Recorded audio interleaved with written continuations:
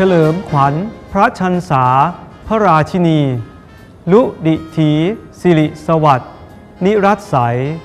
พระแม่มิ่งขวัญสยามอารามไทยแซ่ซ้องไก่ทั่วโลกาน่าอัศจรรย์พระเมตตากรุณาราชกิจนิรมิตชนร่มเย็นเพ็ญสุขสันต์ศิลปาชีพโครงการสารอนันต์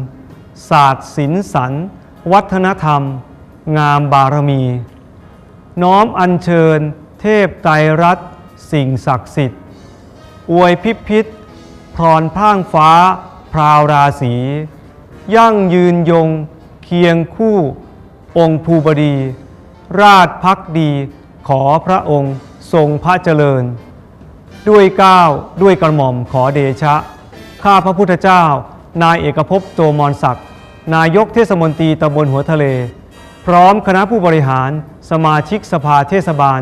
ข้าราชการพนักงานพี่น้องประชาชนชาวตำบลหัวทะเล